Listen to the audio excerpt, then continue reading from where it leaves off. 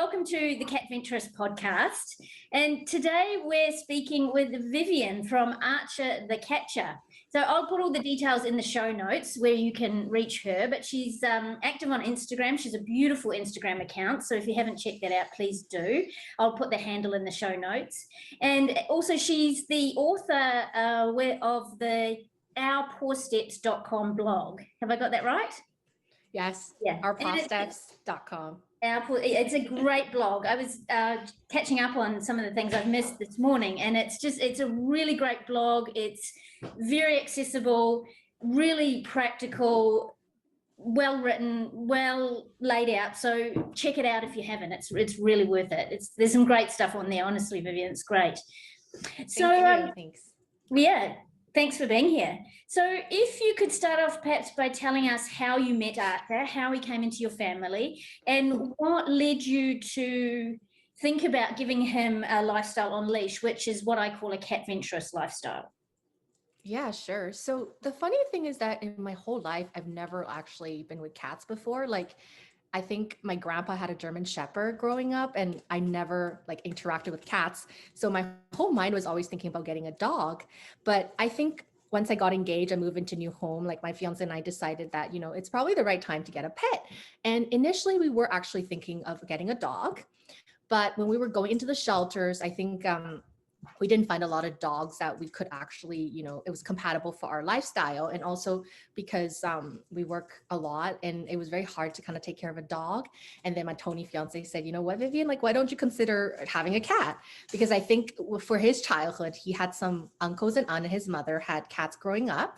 And initially I was actually quite, hesitant about it because I was thinking, I don't really know anything about cats. What can I do with them? I don't even know how to pet one or hold one.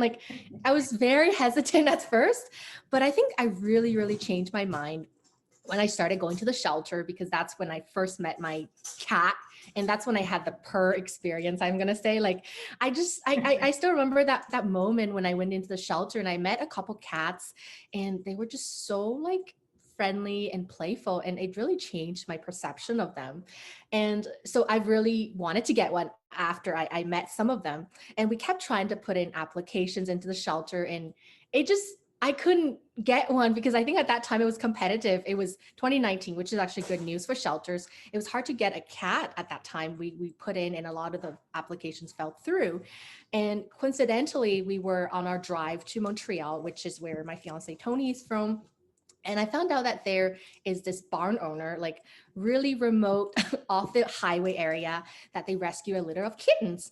And I was like, wow, this is amazing. The barn owner had put online that she wanted to find new homes for the kitten. And I think at that time, Archer is a litter of 4 or 5. I didn't even see pictures of him. I think they just maybe missed out his photo or something. But when I got there, I just saw this little fluff ball. He is so tiny. He was 8 weeks at the time. And he was just rolling around with one of his siblings they called Batman. And as soon as I picked him up, he started purring, and my heart just melted. I just thought, wow, this connection, I've never had any connection like that with any pets in my life. I didn't really have pets growing up as well, but I didn't think that I would have that connection with a cat. And so I immediately decided, okay, we're going to take him home. And so we took him back from that barn and just brought him to my home. And I think what really opened my mind about Archer and opened my eyes is that, so because we did some research about, introducing a cat to a home, you're supposed to confine them into a small area. And I had kept him in a washroom. But literally the second day, he got so comfortable. He started pawing at the door. He wanted to get out right away. And I said, wow, he is much more braver than what I know of cats. And he is so curious. So then I realized that, okay, maybe he is a lot more than what people think cats are, what I read about online. So that's when I started to kind of I get to tap into the life of a cat, which is maybe it's not just indoor, maybe it's not just at home. And that's how I started to learn a little bit more about cats. Cool. And so how old was Archer when he first went out on leash? When did you start training? Yeah. So I started training Archer when he was about 4 months old. Okay. that was when, because he did come to our house when he was around 2 months old, but we had to make sure he get all the vaccinations, all the checkup from Yeah. the vet. And then so at around 3 months old, we started actually training him in the house. And then by the time he was 4 months old, I felt like he was probably ready to maybe start in a little bit in the backyard. And that's when I started to expand his horizon for Catventurous. Yeah. Right. And so was he immediately on leash in that situation? Did you have him on leash in Yeah. your backyard? I mean, yeah. Okay. And Yes. Yes. yeah, did he take to the harness pretty quickly? How was that? How was the initial harness training? Oh my God. I love when people ask this because I'm sure we all have this hilarious story that we can tell. Yeah. So when I first tried to put a harness on Archer, I think I had like no expectations of how a cat would react, because obviously Archer is my first cat. I didn't actually know how to train him. So I just expected that I put on a harness and he's going to walk. Obviously I'm wrong. So I put a harness on him, and my initial thought was going to bring him out to the backyard and get him comfortable. So I put a harness on him and I opened the back door. As soon as I opened it, he dashed right away in the back of the house. And then he started flopping like a fish. Like, he was so anxious. It was really dramatic. It was hilarious. I really felt bad at that moment to see his reactions. But I think at that time, I just thought like, wow, I really need to take more time on training him, because I was definitely not expecting that reaction from him. And I really didn't think that he just needed to take time, because I didn't know anything about cats at that moment. Well, now we've seen on Instagram the hi Archer, the you've done some great training with Archer. You really, with the clicker training, you're really into the clicker training. Can you perhaps just take a moment just to talk about that, and when you started clicker training, and where it's going to, where how you want it to progress, and just anything else you want to tell us about it.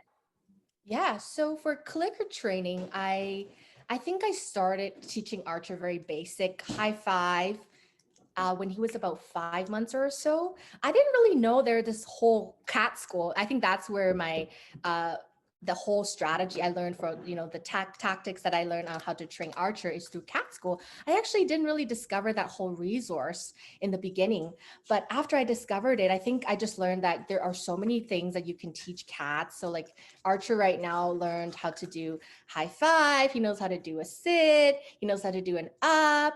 He can do some, going through your arms. I think it's quite cool, because I think, again, like a lot of perception that we hear about cats is, oh, they're not trainable, they can't do tricks.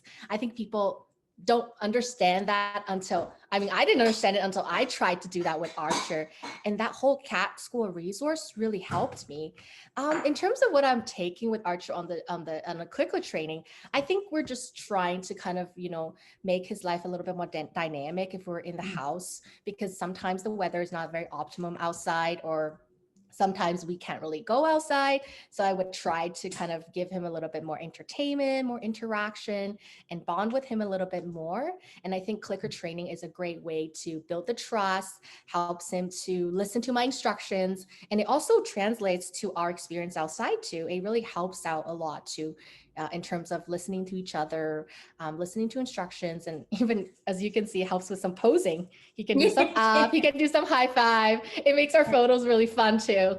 Yeah, totally. It's such a wonderful dimension, even if it's, I know for Melba, since we've started clicker training, I don't know, like you, I don't know where it's going and whether we'll use it outside or not, but it's a really great thing to consider, just for, like you said, that extra stimulation, the mental stimulation, the bond between cat and human. It's great. Like you really inspired me to get going with Melba, and she just loves it. And I can see Archer loves it too. He responds really well. Yeah, it's great. Yeah.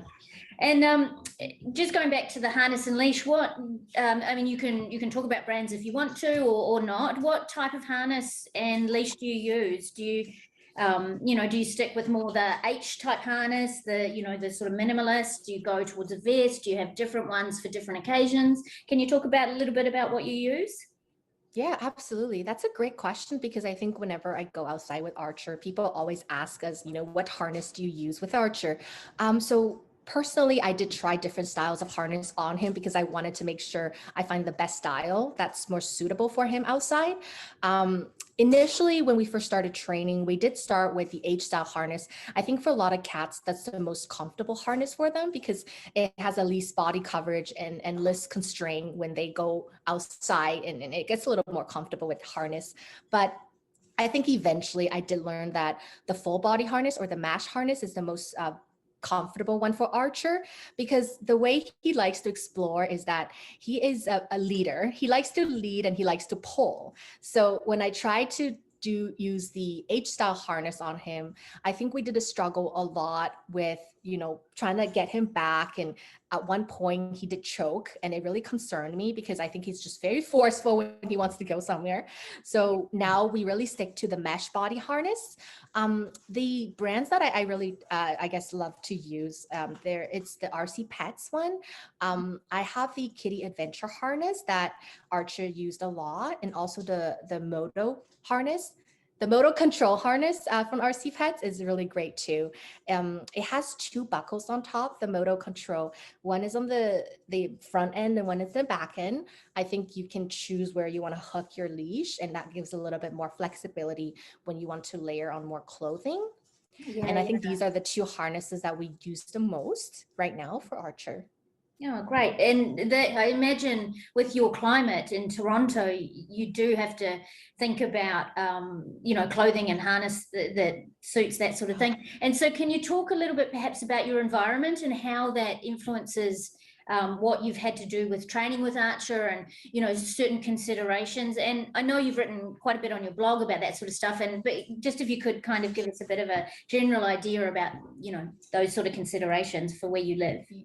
Yeah, for sure. I think Toronto definitely has very interesting weather. I think the funniest thing I tell people, it's like, I don't even know if I can predict what happens the next day.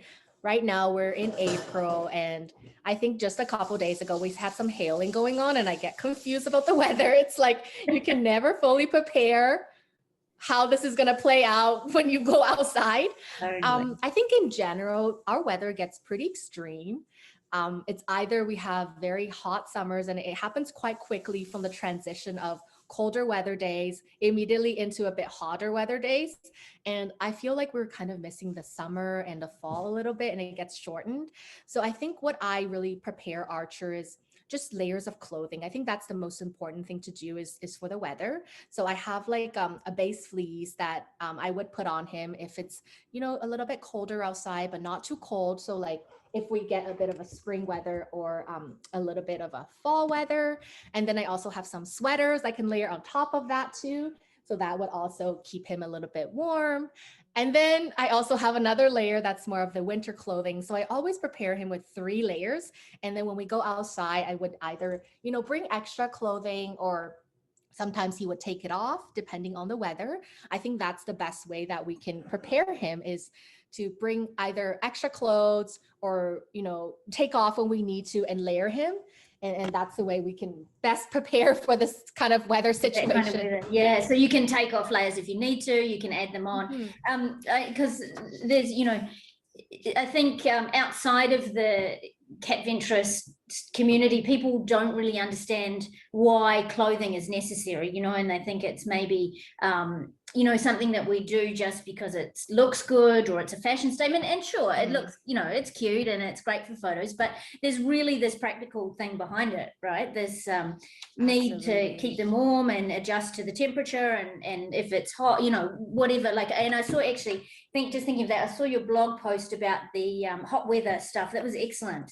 Really great stuff. Thank you. The bandanas are not just for looking cute. They're really great tool if, to keep your cat cool in the summer. And it's absolutely great. Yeah. And I think one thing that people have asked me about, cats exploring in the winter is that they're telling me my cat doesn't like winter. They don't want to go outside. And the first question I ask them is, are you putting on some extra clothing on them? Because they feel cold.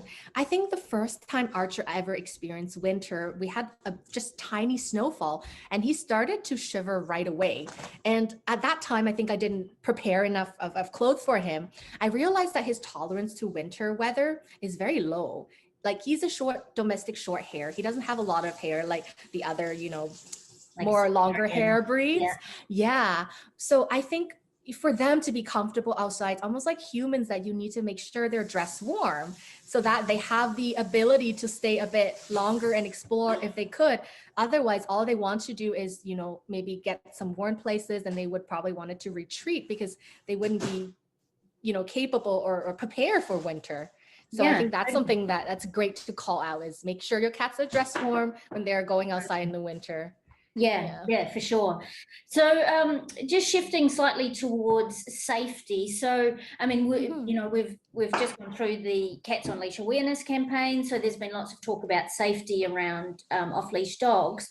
What are there any specific precautions that you take each time you go out? So I don't know, you might have lots of different examples, and I suspect that each duo or trio or however many there are in the Catventurous partnership, we all have slightly different risks where we live. We all have slightly different tolerances to risk, and we all prepare slightly differently. So can you tell us perhaps some of the challenges that you face in your specific area and how you do your best to prepare for those? Yeah, for sure. I think off-leash dogs is definitely one of the biggest challenges for, cats going outside and go on adventures, because I think, based on what we've heard, there have been a lot of, attacks, and either cats get hurt or either they would run away, and it's very negative impact to our community. And sadly, like, I personally have faced some off-leash dogs too. I think a lot of us have seen them when we're going on trails, and it is almost inevitable in a way that you don't know what's going to happen when you see one, or even if are you even able to catch it when you see one, because they're just so quick and fast when they run towards you.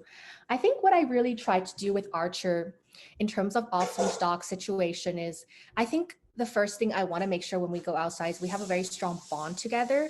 He trusts me. And because I think in a situation like this, it's very, anxiety provoking, very stressful. So I think the first thing is that I want him to trust me that I would be able to protect him.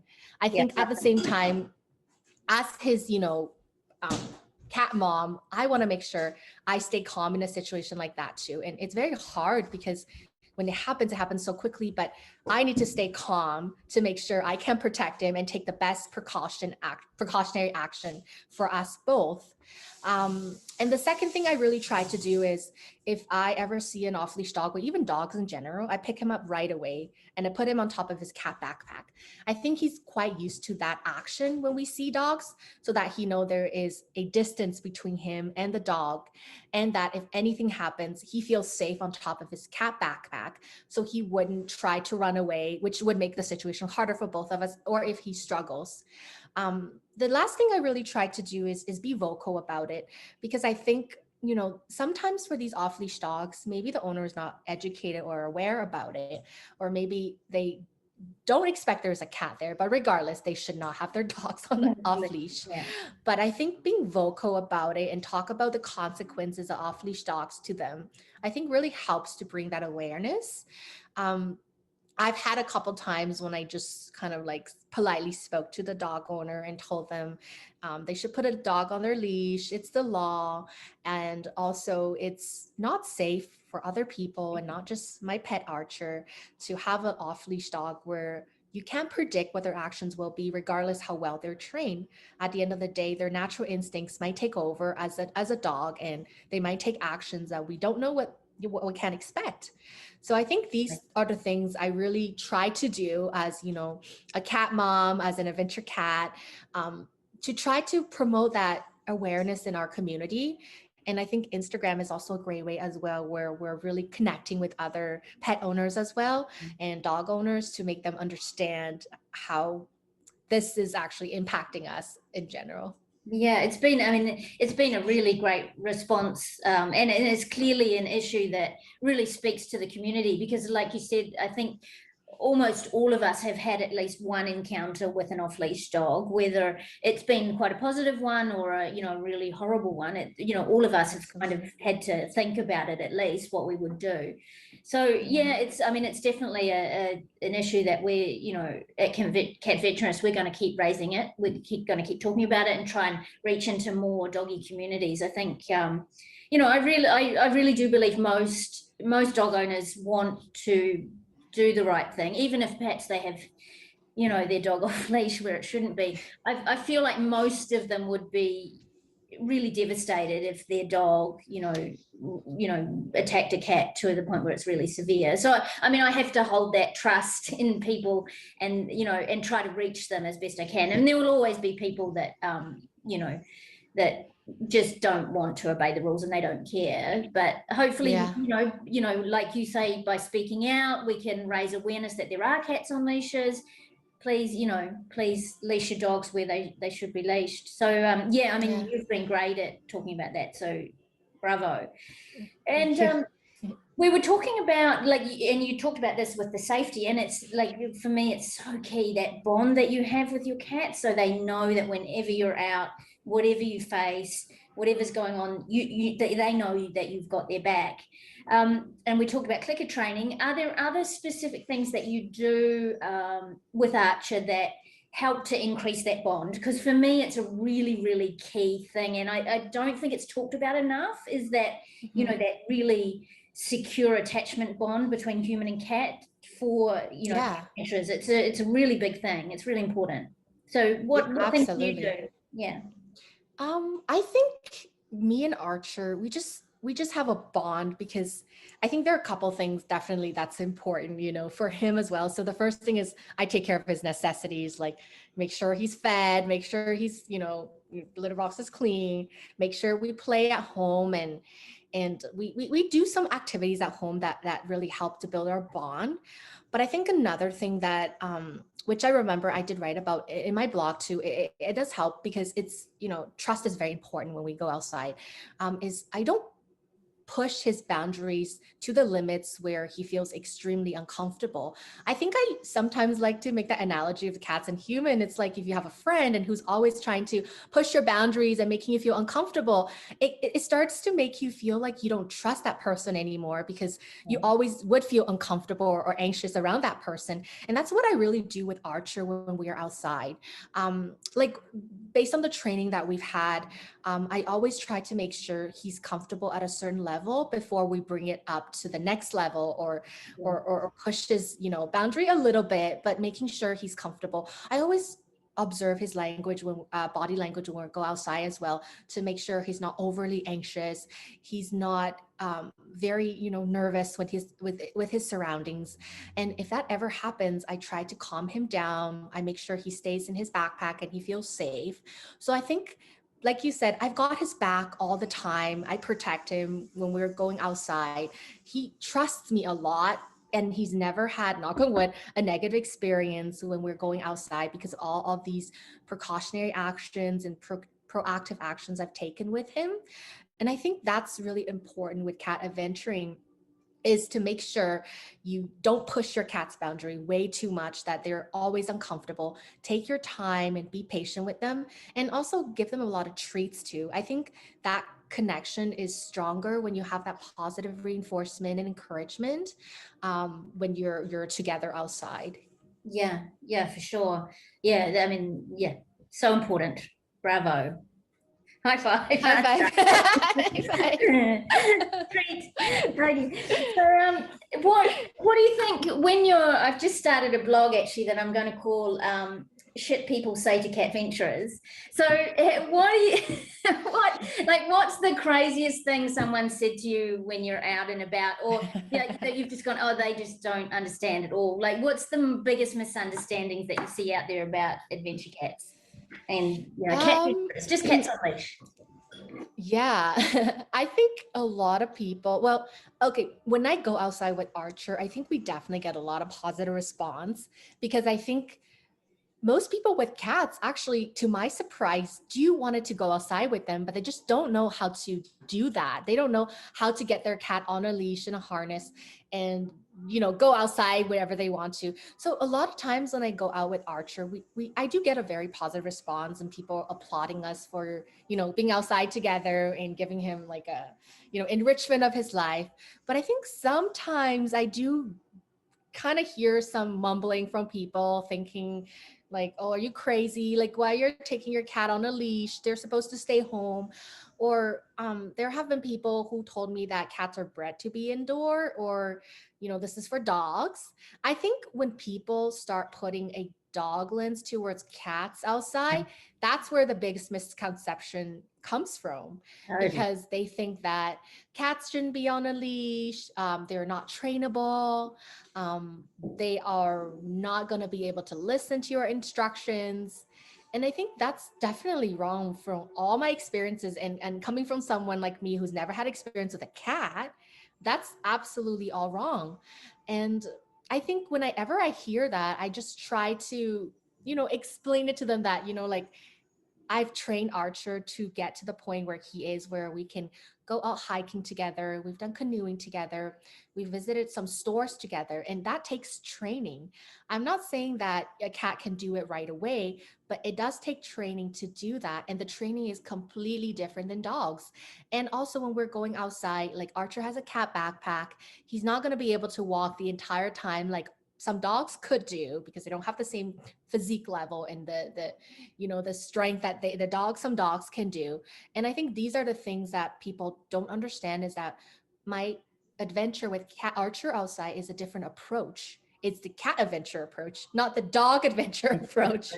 I think that's where the misconception comes from. Yeah, and like you seeing this through the lens of dogs. I mean, I guess it's really natural that people do that because they associate leash with dogs, but it's really, I mean, sure, there's some similarities in the bond between human and animal, but there is a whole different set of it's a different skill set and different Absolutely. requirements, different needs, different yeah. So it doesn't really help to look through the dog lens. Yeah, for sure. So what do you think is the most important thing that you've learned from Archer or during your adventures? Yeah, definitely a great question. I think what I really learned about, training a cat and going outside with a cat is patience, like patience with capital letters. I think as a person in general, I am, sometimes a little fast paced and, a little results driven as a person. And when I started training Archer, I was kind of expecting, there will be some results. It will be quick, or, the unreasonable expectations of training a cat. But I think based on my experience with Archer and our journey together, I really think that patience is literally the number one thing I learned, and it really helps me as a person as well. The funniest thing I want to share with you is that my mom was hanging out with Archer, and she's like, wow, you've become so patient. Like, it literally changed me as a person to be with Archer outside. Nice. And I think another thing I really learned with him is that, when we're going outside, we're not going to focus on a destination. We're just going to focus on the experience. Because when we're going on a trail, for example, obviously you probably know that with a cat, we're not going to go very far. We're just going to take our time, sniff around. He's sniffing, not me, but you just walk around and just wait out and see what he wants to do. He would jump on a stump. He would go, sniff a rock or go on a rock. I think these are just the experience and the moments that we share together. It's not about we're getting from destination A to B anymore. It's about what are we doing at that moment? And enjoying the moment is another thing I really learned with Archer. And he has taught me so much of patience and enjoying the moment, and just remembering that you're living in this time that you're together. I think that's what really, really, helped me as well. Yeah, totally. And in this moment in time, together, and then this moment in time in the beautiful landscape, wherever you are, Absolutely. it's awesome. Love it. Yeah. And if someone's watching this, they've never done this before, but they would really like to take their cat outside on leash, what is your best advice? What can you offer them as your best piece of advice? I would say One, take your check out your time. blog. Yeah, yes, Check out your absolutely. blog. Shout out, Sort shout out out to my the- blog, Yeah, ourpawsteps.com. totally. I would say that take your time. That's the first advice I would give is take your time because training a cat does take a lot of time. They're very different in their reactions depending on the personality. Some of them may be shy, some of them may be a little bit more nervous than others. So I think taking your time is definitely really important when you're training the cat. And then the second advice would be do not benchmark your cat with any other cats that you know because they are Yeah, so different. yeah, I think love that. sometimes I would get the DM from people and people would ask me like, oh, I try to train my cat, but they're not like Archer, or, they're not doing this and doing that. And I would tell them like, this is a journey for your cat and you as well. It's not a journey that you're trying to get somewhere and benchmarking your cat is not going to help because No, they're totally. all very different. And, depending on their experience as well, some cats unfortunately may have some traumatic experience in their previous life before coming to their owner. So I think taking everything into consideration, I think that journey is more important than trying to hit at a certain level or certain Totally. accomplishments. But then at the same time, I think I also want to remind people to celebrate every single milestone. I think I've also Yeah, written that many, many times on my blog. An yeah, example I can share with Archer is when we first started going outside, he is terrified of car noises. Like we were literally out of our doorsteps and a car would pass by very slowly in our neighborhood. He would pancake on the ground and freeze right away. He was extremely nervous. And I didn't even know if he was able to conquer that fear because of how scared he was at that moment when he first heard car noises. But eventually, with all these training we've done, and all this time we've spent outside, he started to be more comfortable, and he eventually just forgot about the car noises and be desensitized. And that's a huge milestone for us that I just remember when that happened, I was like, wow, he really got over the fear of cars. And that is an yeah, accomplishment that we made together. And totally. again, every journey is different for every cat, but remember all these accomplishments and milestones and remember how far they get is really, really important. Yeah, that individual, and also again, I'm just writing a blog about this. Actually, I've got a draft going on. Is it's not like we often think of the cat is really different, but actually, the cat is really different. The human is really different, and that therefore the bond that you have with your individual cat is wholly unique. No one else can Absolutely. replicate that. And Yeah.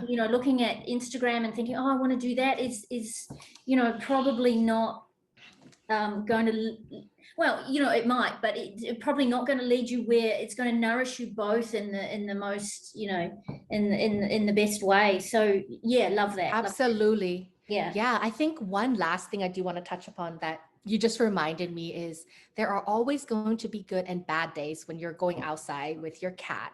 I think because I think what you said about Instagram is that obviously Instagram is I love it's the best community for cats and it has brought me so Right. much joy and friendship. But I think a lot of times I'm just even speaking of my own profile with Archers, we always show this, fun side of cat adventuring. We have, fun places we visit and we have really fun photos together. But there are always days, like I'm talking about some days, we're struggling together. Archer wouldn't be in the mood to walk. There was literally one time we drove to a very nice trail. We tried to walk into the trail and he kept trying to walk back and tried to pull me back. And I tried it many times. And I realized that, you know what? He doesn't feel comfortable in this trail. Maybe he might have smelled some predators. Yeah. Maybe he's not feeling well. So I just head back home right away. That happens to us. It's not every day is going to be a perfect day for your cat and yourself. And that's okay too. I think cat adventuring is a journey. Like I said, it's going to be good and bad depending on the day. Totally. So it's okay to have bad days. So I always want to remind people that as well, and not just go by the beautiful photos and those are the fun things, but there will be challenges for sure. Totally, totally. Yeah. And if you could wave your magic wand and have one thing that would make the world better for humans and their cat, what would you do?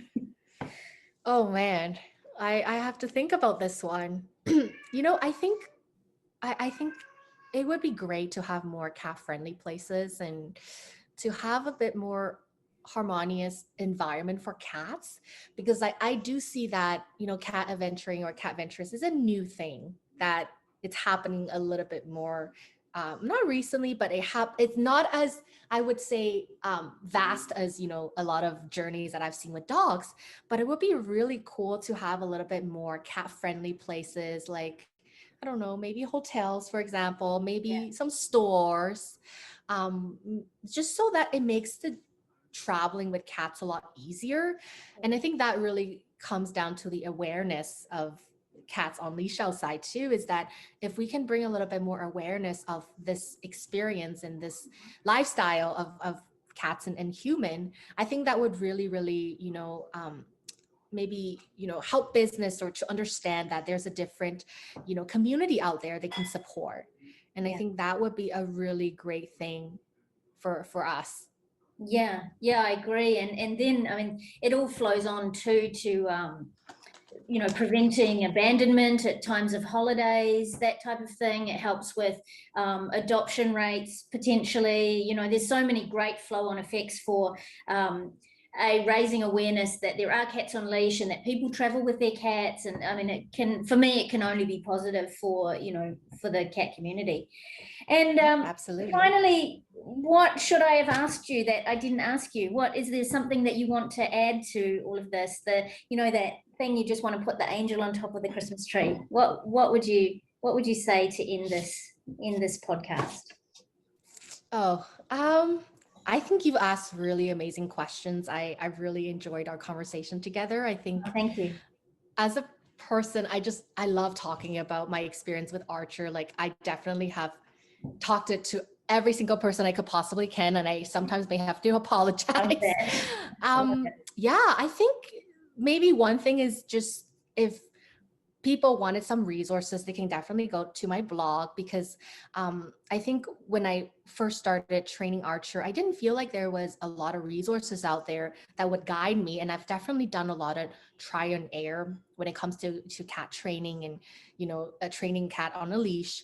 So I wanted to be able to kind of provide a little bit more resources to other people. So I think if people wanted to get more information on how they're going to be able to train their cats and get a little bit more tips, because I think I write it based on a tip format, just so it's a little bit more easier to consume. It's very digestible. It's really well done. Yeah, I want to thank you so much. I just want to make it easy and encouraging for people. It's not rocket science, but there are definitely some tips and strategies people can take when they're training their cat.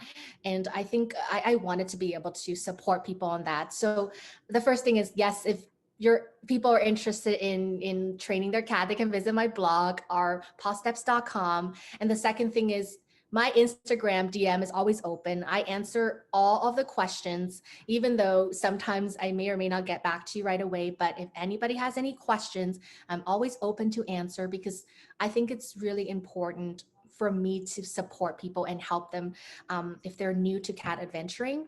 And I take my word for it. And people's questions, I'm always there to answer. So DM me or email me whatever questions you have, or if people want to have a chat, I'm always here for them. Excellent. And like I said, we'll put all of Vivian's details in the show notes. So thank you. You can reach her at all of those places. Well, Vivian, thank you so much for chatting with us. It's just been so great to meet you. Like you were saying, the Instagram community is such a fabulous community, and that we can also get together and do this, meet each other kind of face to face. Absolutely. And have a bit of a chat, and you can share your wisdom and knowledge with others. It means a lot to me, and I'm sure it means a lot to the community as well. So thank you very much. Thank you, Charlotte. Thank you so much. It's such a nice opportunity to talk to you. I'm glad we get to meet each other and chat virtually. Yeah, it's very cool. So thanks very much, everyone, and we'll catch you soon.